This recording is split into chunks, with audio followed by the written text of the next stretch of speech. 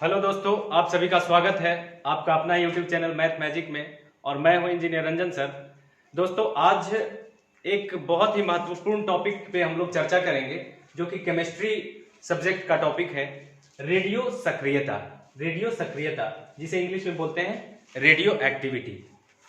तो ये टॉपिक जो है, इससे हर एक बार एग्जाम में क्वेश्चन पूछा जाता है और बहुत ही महत्वपूर्ण टॉपिक है। इस टॉपिक में बहुत से स्टूडेंट्स को कठिनाई का सामना करना पड़ता है, इसीलिए इसी चीज का मद्देनजर रखते हुए हम इस टॉपिक पे आप लोगों को लेक्चर प्रोवाइड करवा रहे हैं।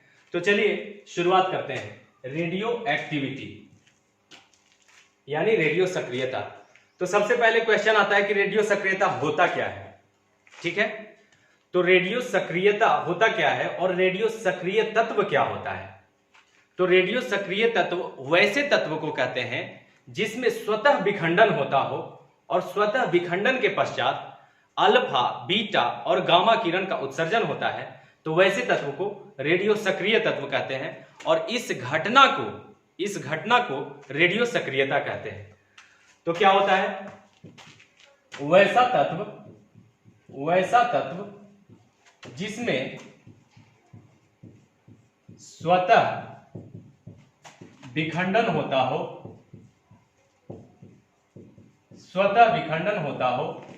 और विखंडन के पश्चात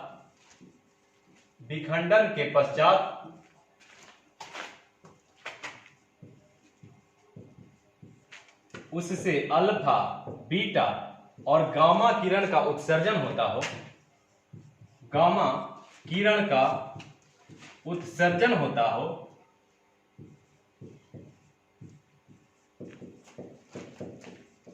तो वैसे तत्व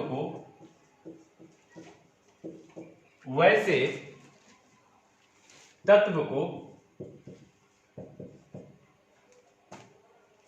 रेडियो सक्रिय तत्व कहते हैं। रेडियो सक्रिय तत्व कहते हैं और इस घटना को रेडियो सक्रियता कहते हैं।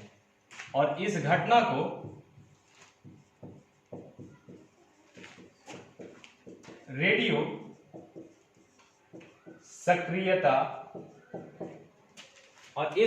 को रेडियो सक्रियता कहते हैं। ठीक है, रेडियो सक्रियता कहते हैं। अब आगे क्वेश्चन आएगा कि इसका खोज किसने किया था। रेडियो सक्रियता का खोज किसने किया था। तो रेडियो सक्रियता का खोज हेनरी बेक्वेल के द्वारा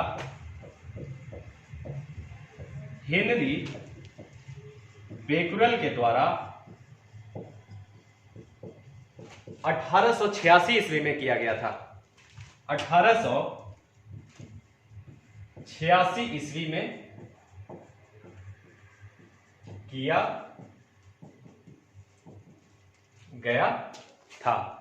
तो रेडियो एक्टिविटी की खोज हेनरी बेक्वेल के द्वारा किया गया। और कब किया गया, तो 1886 ईस्वी में किया गया था। अब बात करते हैं, तो रेडियो सक्रियता के बाद, रेडियो सक्रियता यानी कि अल्फा, बीटा और गामा किरण के उत्सर्जन के पश्चात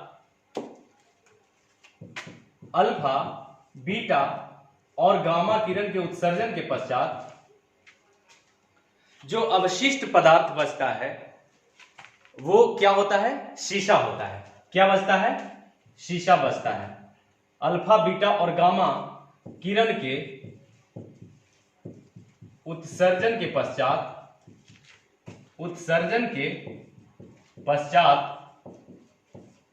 जो अवशिष्ट पदार्थ बचता है,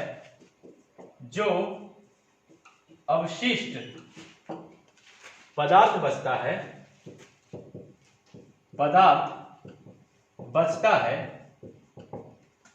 वो शीशा होता है। वो शीशा होता है। ठीक है, इसीलिए शीशा को सबसे स्टेबल तत्व कहा जाता है, सबसे अस्थायी तत्व कहा जाता है। इसीलिए शीशा को सबसे अस्थाई तत्व कहा जाता है। अस्थाई तत्व कहा जाता है। ठीक है, इसीलिए शीशा को सबसे अस्थाई तत्व कहा जाता है।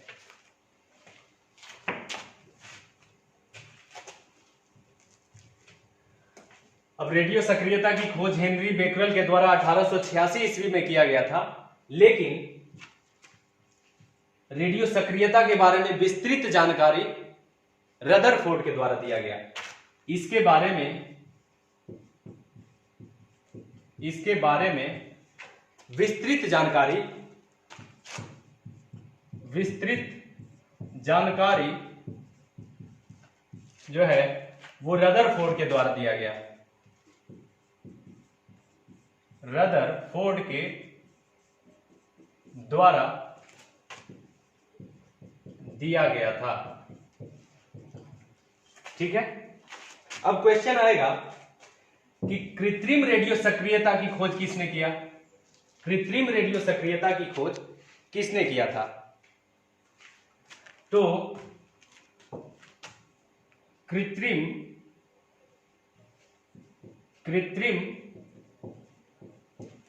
रेडियो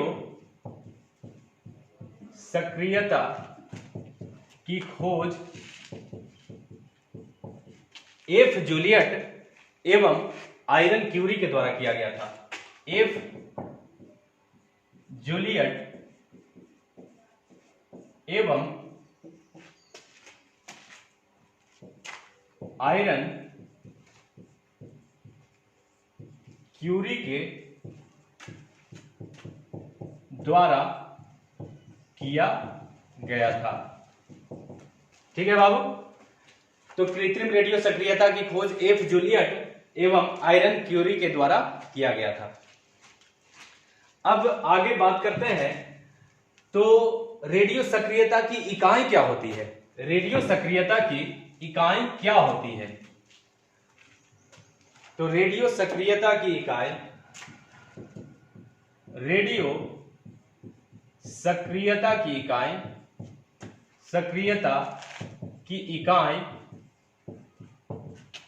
क्यूरी होता है। क्यूरी होता है। क्या होता है बाबू?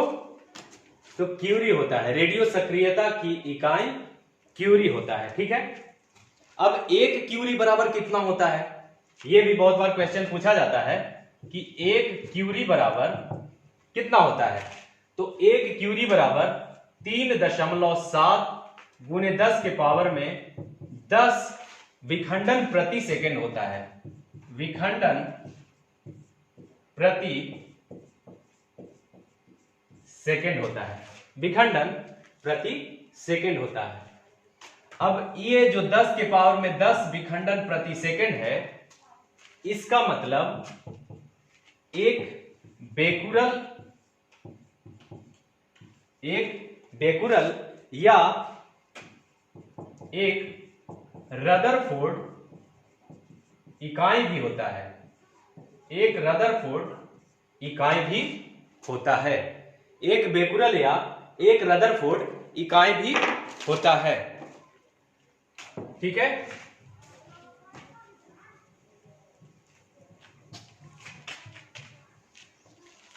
अब रेडियो सक्रियता का एक और परिभाषा होता है। दूसरे रूप में अगर परिभाषित करें रेडियो सक्रियता को, तो हम ये कहते हैं कि ऐसा तत्व जिसमें न्यूट्रॉन और प्रोटॉन का जो अनुपात होता है वो एक से अधिक हो, तो वैसे तत्व को भी रेडियो सक्रिय तत्व कहते हैं। ऐसा तत्व जिसमें न्यूट्रॉन और प्रोटॉन का जो अनुपात होता है वो अगर एक से अधिक हो, न्यूट्रॉन और प्रोटॉन का अनुपात अगर एक से अधिक हो, तो वैसे तत्व को क्या कहते हैं? रेडियो सक्रिय तत्व कहते हैं। वैसे तत्व को रेडियो सक्रिय तत्व कहते हैं। तो जहां न्यूट्रॉन और प्रोटॉन की अगर बात आई तो न्यूट्रॉन प्रोटॉन कहां रहता है, तो इसका स्ट्रक्चर हम बनाते हैं। सबसे पहले एटम का स्ट्रक्चर बनाते हैं और उसके बाद इन सारी चीजों की चर्चा करते हैं। तो ये एटम का स्ट्रक्चर है, ये केंद्रक है, ये केंद्रक है, इसमें न्यूट्रॉन और प्रोटॉन रहता है। न्यूट्रॉन और प्रोटॉन कहां रहता है बाबू, न्यूक्लियस में रहता है, ठीक है। और ये सेल है, विभिन्न सेल है, तो सेल में, विभिन्न सेल में इलेक्ट्रॉन जो है वो रिवॉल्व करते रहता है। विभिन्न सेल में इलेक्ट्रॉन जो है वो रिवॉल्व करते रहता है, ठीक है। तो अगर किसी भी तत्व में इलेक्ट्रॉन और प्रोटॉन की संख्या अगर बराबर हो तो वो जो तत्व होगा वो न्यूट्रल होगा। इलेक्ट्रॉन की संख्या बराबर प्रोटॉन की संख्या हो अगर, तो वो क्या होगा, वो न्यूट्रल होगा, ठीक है। और अगर ऐसा तत्व जिसमें इलेक्ट्रॉन की संख्या प्रोटॉन की संख्या से अगर अधिक हो, इलेक्ट्रॉन की संख्या अगर प्रोटॉन की संख्या से अगर अधिक हो, तो वो जो तत्व होगा वो ऋणायन होगा, ऋणायन। इसे इंग्लिश में एनायन भी बोलते हैं, ठीक है। और अगर किसी तत्व में प्रोटॉन की संख्या इलेक्ट्रॉन की संख्या से ज्यादा हो, प्रोटॉन की संख्या अगर इलेक्ट्रॉन की संख्या से ज्यादा हो, तो वैसा तत्व धनायन होगा, वैसा तत्व धनायन होगा, जिसे केटायन भी कहते हैं, केटायन भी कहते हैं। तो यहीं से रेडियो सक्रियता का दूसरा परिभाषा निकल के आया कि ऐसा तत्व जिसमें न्यूट्रॉन और प्रोटॉन की जो अनुपात होती है, न्यूट्रॉन और प्रोटॉन का जो अनुपात होता है वो अगर एक से अधिक हो, तो वैसा तत्व को रेडियो सक्रिय तत्व कहते हैं, ठीक है। अब आगे बात करते हैं। तो रेडियो सक्रियता जो होती है उसमें अल्फा, बीटा और गामा किरण का स्वतः उत्सर्जन होता है, ठीक है। अल्फा, बीटा और गामा किरण का स्वतः उत्सर्जन होता है, ठीक है। अगला पॉइंट कि सर्वाधिक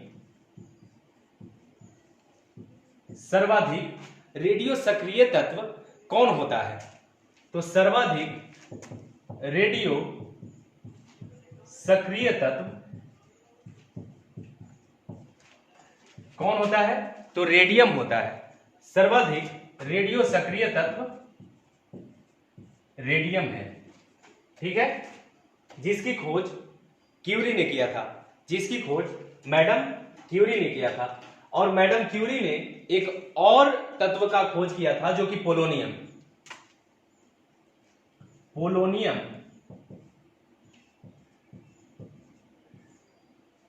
का भी खोज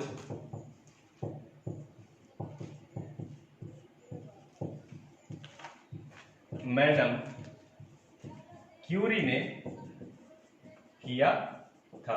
यानी कि रेडियम का भी खोज मैडम क्यूरी ने किया और पोलोनियम का भी खोज मैडम क्यूरी ने किया, ठीक है। तो इन्हीं दो तत्व, इन्हीं दो रेडियो एक्टिव एलिमेंट्स के खोज के आधार पर मैडम क्यूरी को नोबेल पुरस्कार दिया गया था। तो इन्हीं दो तत्वों के खोज के आधार पर मैडम क्यूरी को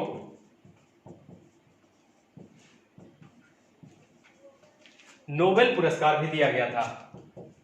नोबेल पुरस्कार भी दिया गया था, ठीक है।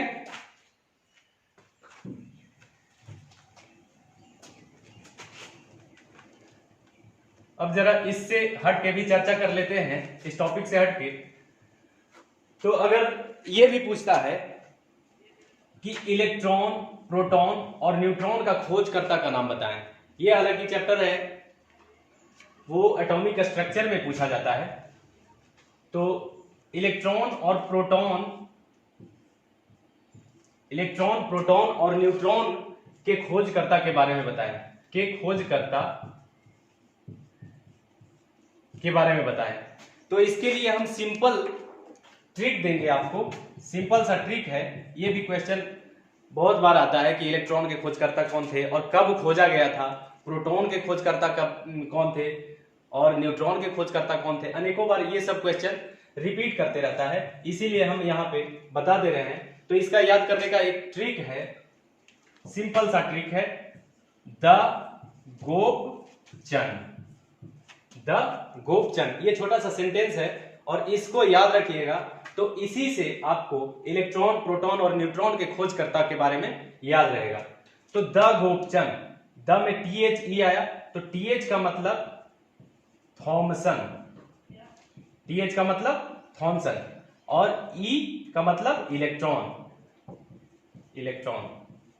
यानी कि इलेक्ट्रॉन के खोजकर्ता कौन है बाबू?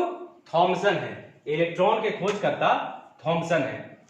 अब द का हो गया, अब गो आया, तो गो से गोल्डस्टीन,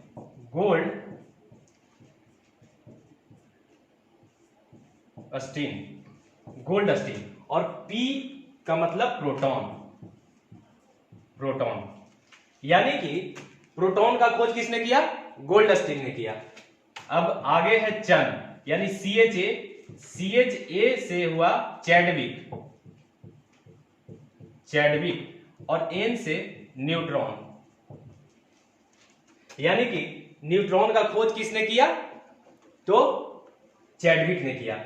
अब इलेक्ट्रॉन का खोज कब हुआ था? 1897 में हुआ था इलेक्ट्रॉन का खोज, 1897 में, और प्रोटॉन का खोज 1920 में हुआ था, जबकि न्यूट्रॉन का खोज 1932 में हुआ था। कहीं कहीं 1931 भी दिया रहता है। ठीक है, तो ये ट्रिक से आप इलेक्ट्रॉन, प्रोटॉन और न्यूट्रॉन के खोजकर्ता के बारे में याद रख सकते हैं। ठीक है, बड़ा आसान सा ही ट्रिक है। अब आगे मैं बात करूं तो इसके मापक यंत्र के बारे में बात करते हैं। मापक यंत्र, रेडियो सक्रियता का मापक यंत्र क्या होता है? ठीक है, रेडियो सक्रियता का मापक यंत्र क्या होता है? तो इसका मापक यंत्र ग्रेगर मूलक गणक होता है। इसका मापक यंत्र ग्रेगर मूलक गणक होता है, जिसे GM काउंटर भी कहते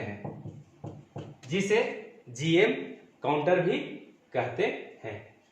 अब इसका उपयोग जो है एक और चीज में किया जाता है। एक तो रेडियो सक्रियता का मेजरमेंट के लिए किया जाता है, ठीक है। अब एक और चीज के लिए ग्रेगर मूलक गणक का जो है प्रयोग किया जाता है, वो क्या है कि पेड़ पौधा के द्वारा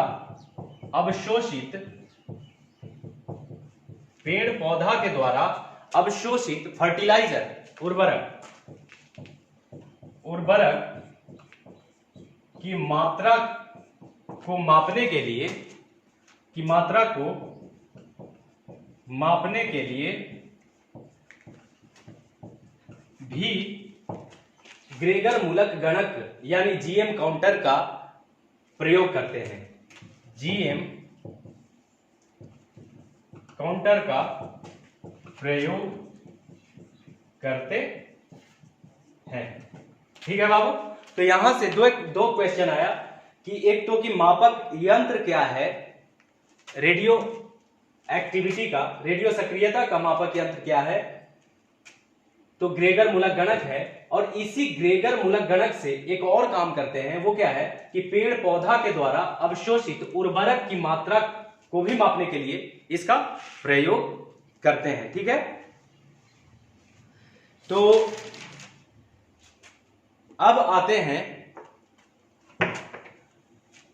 रेडियो सक्रिय तत्व जो है अल्फा, बीटा और गामा।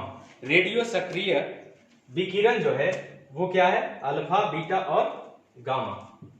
अल्फा, बीटा और गामा, इसकी बारी बारी से हम विशेषता के बारे में चर्चा करते हैं।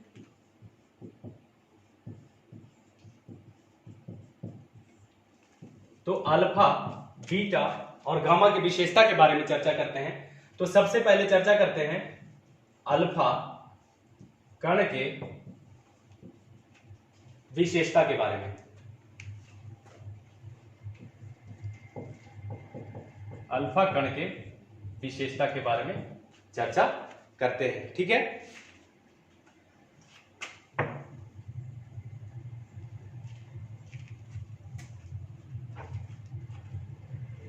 तो सबसे पहला पॉइंट इसमें आता है कि अल्फा कण का जो है वो वेग कितना होता है। अल्फा कण का वेग कितना होता है?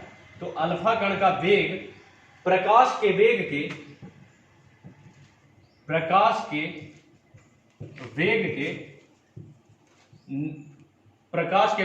1/10 होता है। अल्फा कण का वेग जो होता है वो प्रकाश के वेग के 1/10 होता है, ठीक है। अब दूसरा आता है कि इसका आयनिक क्षमता कितना होता है। आयनिक क्षमता कितना होता है? तो इसका आयनिक क्षमता सर्वाधिक होता है। सर्वाधिक कहने का मतलब कि बीटा और गामा जो कण है उससे अधिक होता है इसका आयनिक क्षमता, सर्वाधिक होता है, ठीक है। अब आगे बात करते हैं तो इसके वेधन क्षमता के बारे में बात करते हैं। तो इसका वेधन क्षमता जो है वो क्या होता है? इसका वेधन क्षमता क्या होता है? तो सबसे न्यूनतम होता है, ठीक है। सबसे न्यूनतम होता है। सबसे न्यूनतम कहने का मेरा मतलब है कि बीटा और गामा किरण से कम होता है, ठीक है।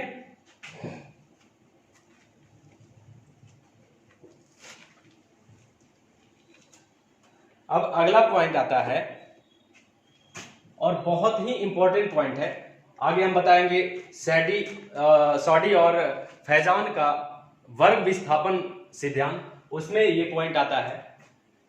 तो एक अल्फा कण के उत्सर्जन से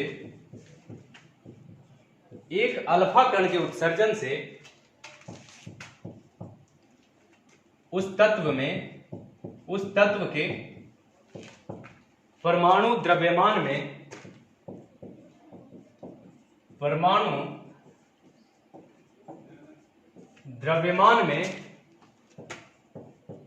4 की कमी तथा उस तत्व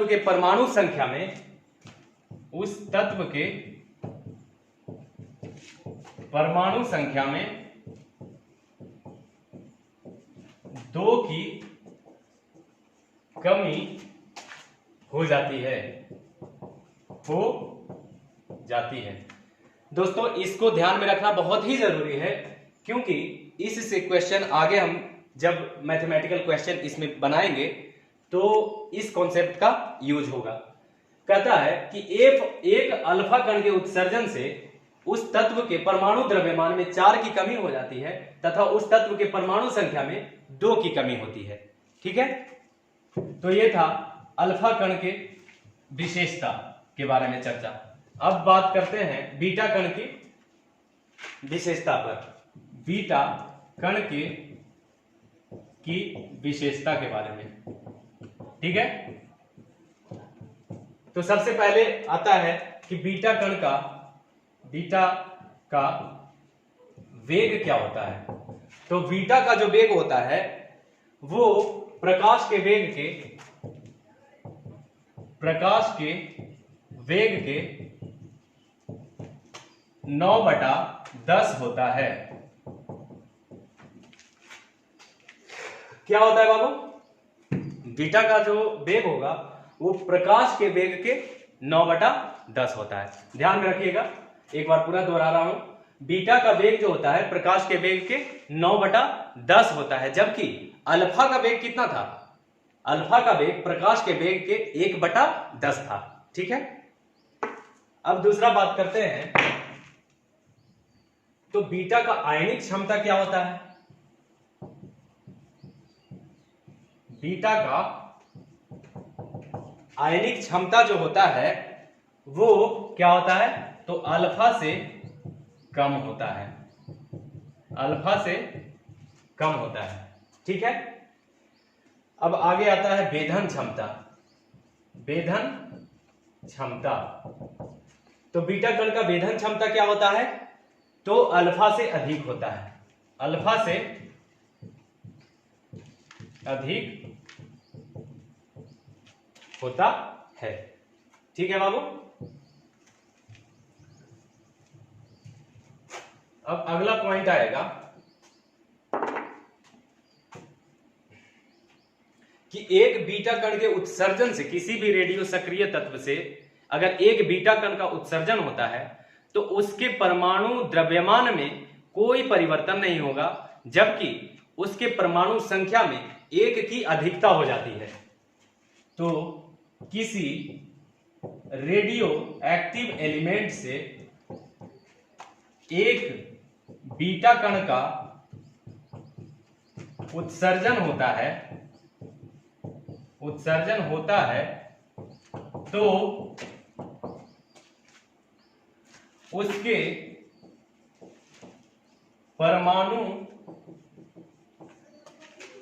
उसके परमाणु द्रव्यमान में कोई परिवर्तन नहीं होता है बाबू।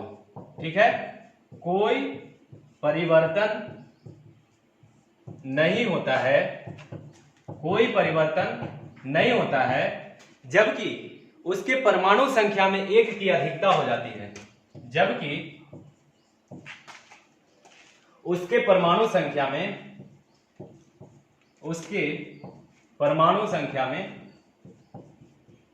अच्छा, परमाणु संख्या को Z से डिनोट करते हैं, ध्यान में रखिएगा, और परमाणु द्रव्यमान को A से डिनोट करते हैं, इस चीज का ध्यान में रखिएगा, A। ठीक है, तो उसके परमाणु संख्या में एक की अधिकता हो जाती है, एक की वृद्धि हो जाती है। ठीक है, वृद्धि हो जाती है। ठीक है, अब बात करते हैं गामा किरण के बारे में। गामा किरण का जो है वो क्या क्या विशेषता है,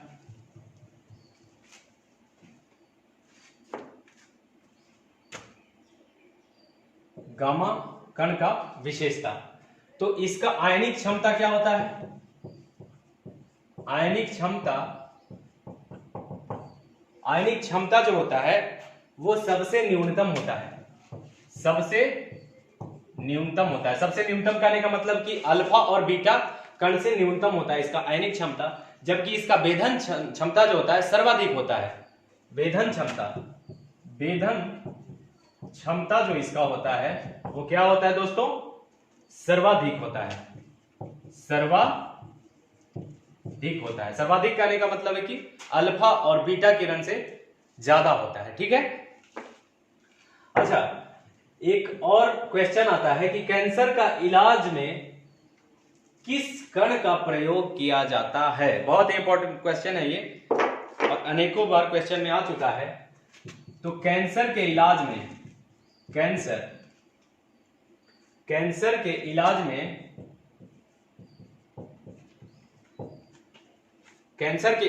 कीमोथेरेपी विधि का प्रयोग किया जाता है दोस्तों। तो कीमोथेरेपी विधि का प्रयोग जब किया जाता है कैंसर के इलाज में, कीमोथेरेपी विधि का प्रयोग किया जाता है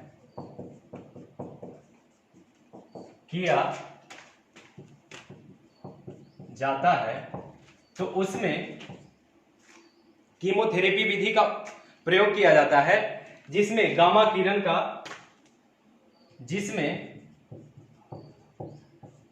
गामा किरण का प्रयोग अनियंत्रित सेल को नियंत्रित करने के लिए किया जाता है।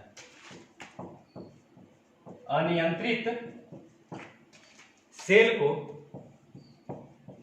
नियंत्रित करने के लिए किया जाता है। नियंत्रित करने के लिए किया जाता है। ठीक है।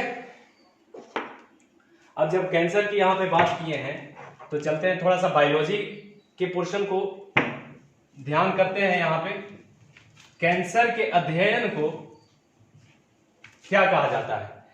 कैंसर के अध्ययन को क्या कहा जाता है?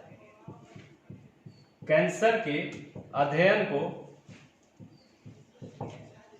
क्या कहा जाता है बाबू? तो ओंकोलॉजी कहा जाता है। क्या कहा जाता है?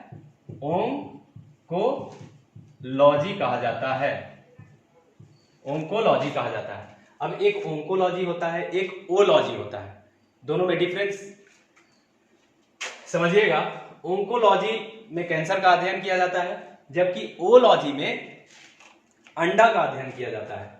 ओलॉजी में अंडा का अध्ययन किया जाता है। तो अंडा का अध्ययन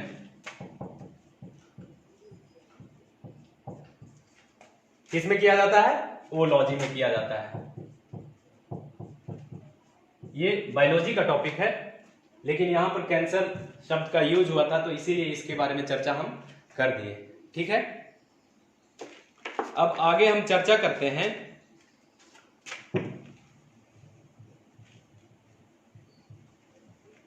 सॉडी एवं फैजान का वर्ग विस्थापन सिद्धांत।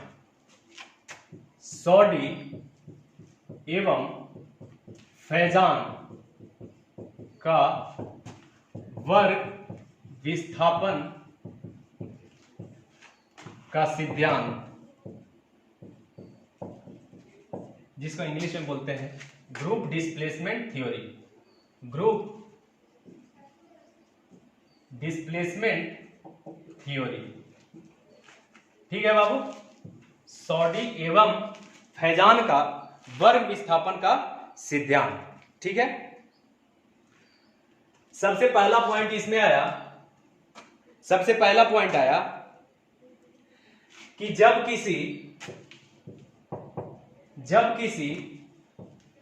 रेडियो एक्टिव एलिमेंट से अल्फा कण का एक अल्फा कण का उत्सर्जन होता है तो उस तत्व के परमाणु द्रव्यमान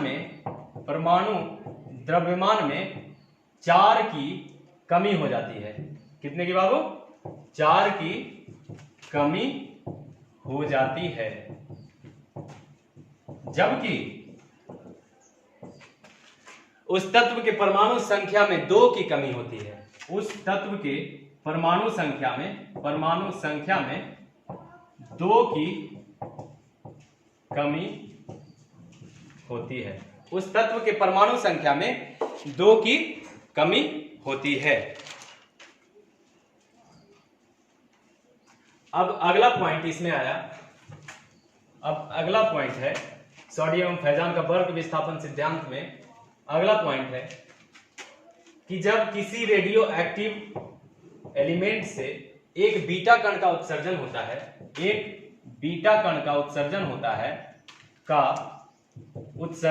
है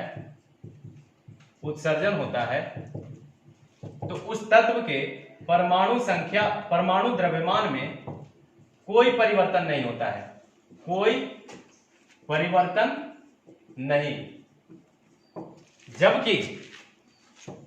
जबकि उस तत्व के परमाणु संख्या में 1 की वृद्धि हो जाती है। 1 की वृद्धि हो जाती है। ठीक है बाबू। अब एक नोट करके लिख लीजिएगा, किसी भी रेडियो एक्टिव एलिमेंट से रेडियो एक्टिव एलिमेंट से अगर एक बीटा कण का उत्सर्जन होता है तो आइसोबार का फॉर्मेशन होता है। किसी भी रेडियो एक्टिव एलिमेंट से एक बीटा कण का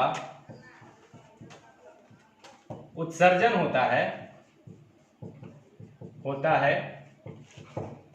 तो आइसोबार का फॉर्मेशन होता है। तो आइसोबार, जिसको हिंदी में बोलते हैं बाबू समभारिक, समभारिक की प्राप्ति होती है। ठीक है, एक बीटा कण का अगर उत्सर्जन होता है तो हमें समभारिक की प्राप्ति होती है। ठीक है, एक बीटा कण का अगर उत्सर्जन होगा तो हमें समभारिक की प्राप्ति होगी। ठीक है, अब दोस्तों इस सिद्धांत में जो कॉन्सेप्ट दिया गया उस पे कुछ क्वेश्चन हम लोग करते हैं। तो चलिए पहला क्वेश्चन करते हैं। अगर क्वेश्चन पूछे कि कोई भी रेडियो एक्टिव एलिमेंट से अगर 4 अल्फा और 4 बीटा कण का उत्सर्जन होता है, किसी भी रेडियो एक्टिव एलिमेंट से 4 अल्फा और 4 बीटा कण का उत्सर्जन होता है तो उस रेडियो एक्टिव एलिमेंट के परमाणु द्रव्यमान में तथा परमाणु संख्या में क्या परिवर्तन होगा। ठीक है,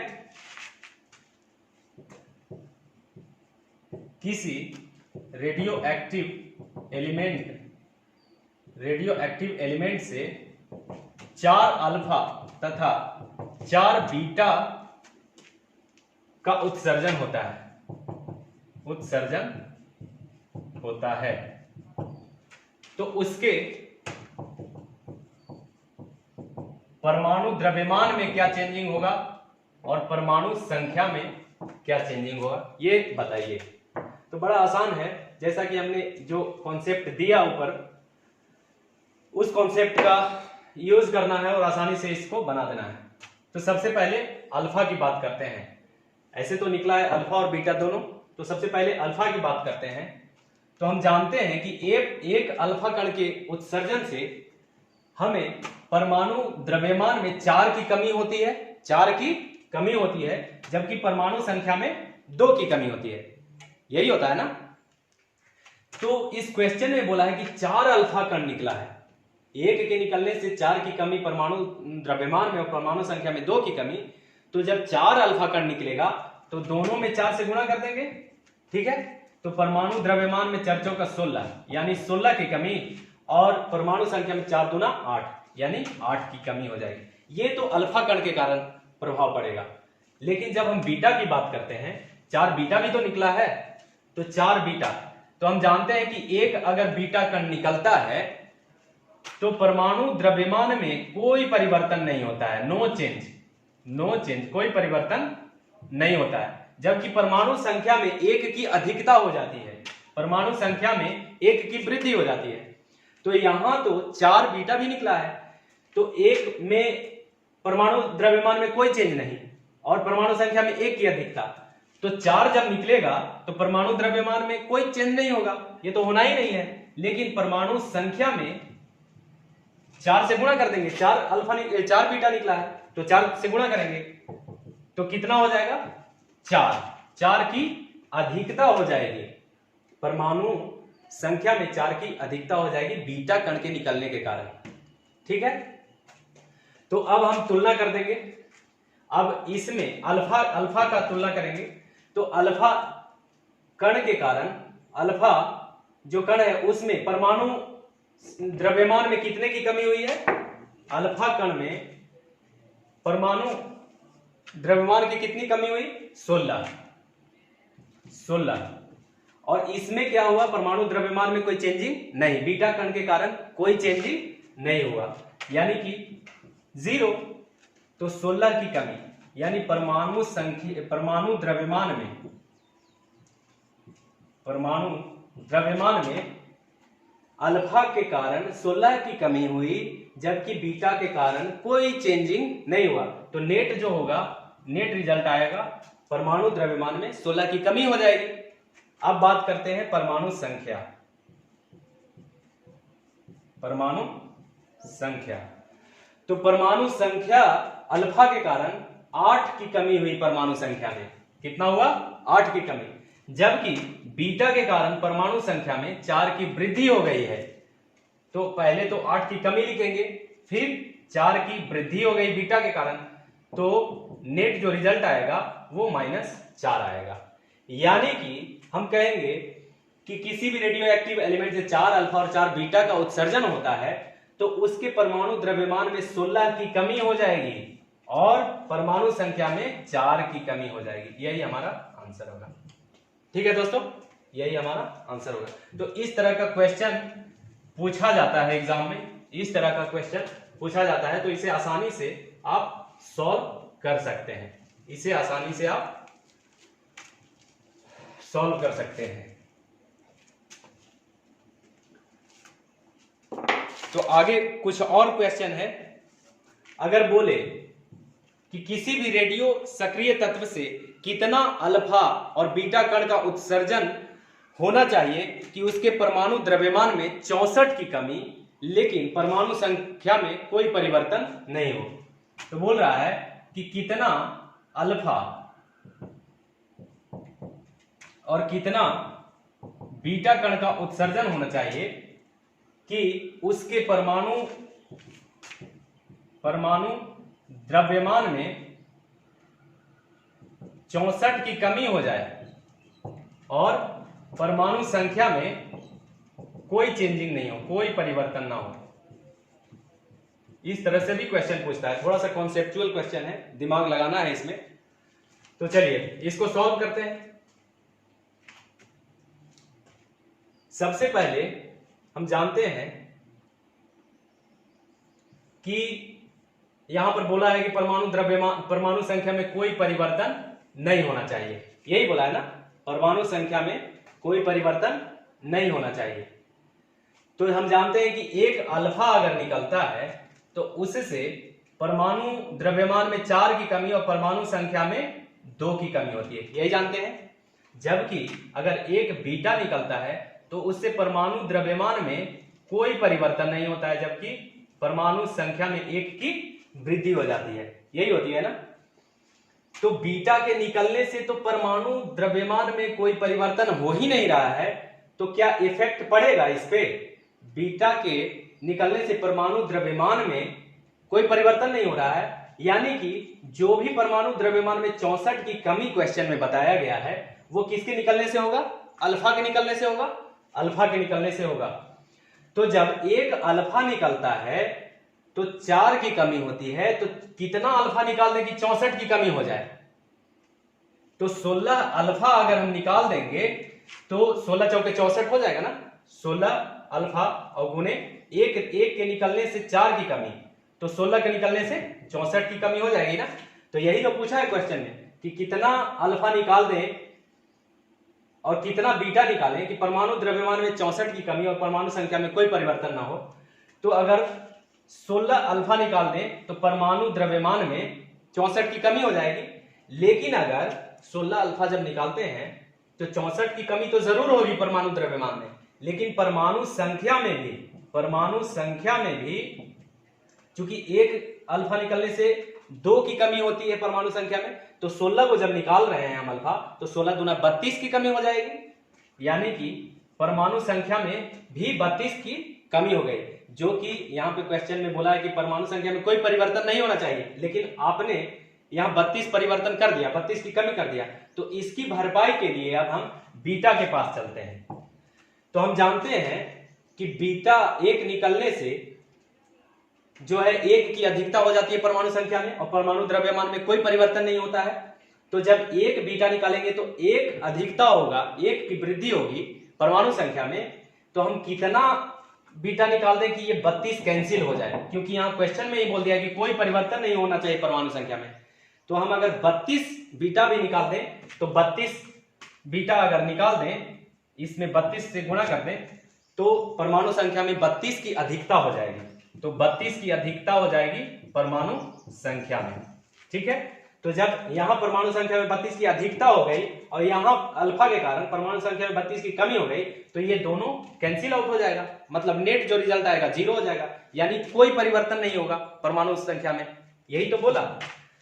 तो अब हम रिजल्ट पे आ गए कि अगर हम किसी तत्व से 16 अल्फा निकालते हैं और 32 जो है बीटा निकालते हैं, तो उस तत्व के परमाणु द्रव्यमान में 64 की कमी होगी, लेकिन परमाणु संख्या में कोई परिवर्तन नहीं होगा। तो आंसर होगा अल्फा निकालना पड़ेगा 16 को और बीटा निकालना पड़ेगा 32 को। ये हमारा आंसर हो गया। तो चलिए दोस्तों, आज का सेवा को यही विराम देते हैं, लेकिन इसके नेक्स्ट पार्ट को हम नेक्स्ट वॉल्यूम में, अगला पार्ट में लाएंगे, अगला वीडियो में लाएंगे।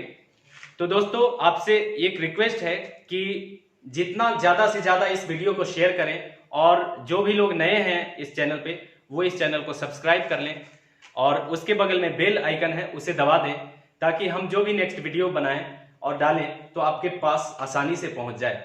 दोस्तों, तब तक के लिए विदा लेते हैं। बहुत बहुत धन्यवाद।